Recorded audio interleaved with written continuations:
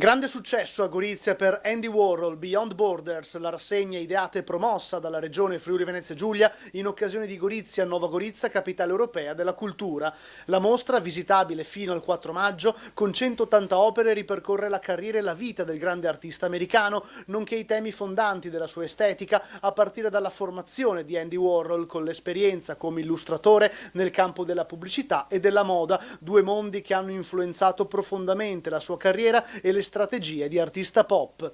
Il percorso espositivo esplora temi come moda, musica, cinema e consumismo. Il visitatore inoltre avrà l'opportunità di esplorare due installazioni multimediali nella sezione musica.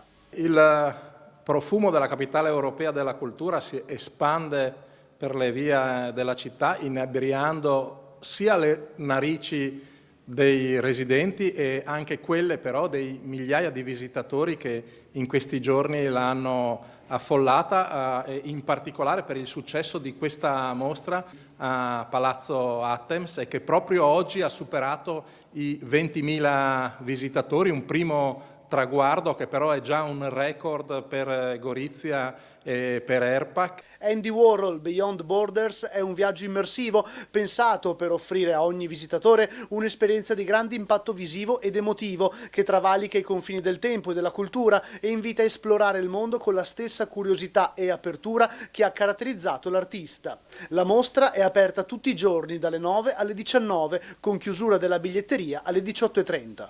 Un consiglio per chi desidera evitare le code è quello di acquistare il biglietto online, è semplicissimo, basta andare sul sito di Mida Ticket e lì selezionare questa mostra che fa parte del ventaglio di proposte culturali che la Regione sta predisponendo in occasione proprio della capitale europea della cultura. A questa mostra a Gorizia, in questo luogo, farà seguito sempre a maggio dal 25, in occasione del 20° anniversario della morte, la mostra dedicata a Music, un artista che del confine ha fatto uno degli elementi costanti della sua produzione. C'è tutta la Regione che si è preparata a questa grande opportunità della capitale europea della cultura. A Trieste, al Magazzino delle Idee, sempre ERPAC, in questi giorni ha aperto una mostra dedicata alla famiglia Wulz, una famiglia di fotografi triestini, ed è una mostra molto interessante.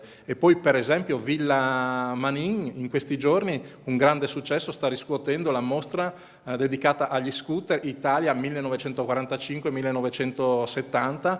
A questa seguirà la mostra dedicata al ciclismo. Il Friuli Venezia Giulia è una regione di grandi ciclisti, e poi da ottobre la mostra dedicata ai confini proprio, da Monet a Oper, sarà una delle mostre più grandi di tutti i tempi ed è imperdibile.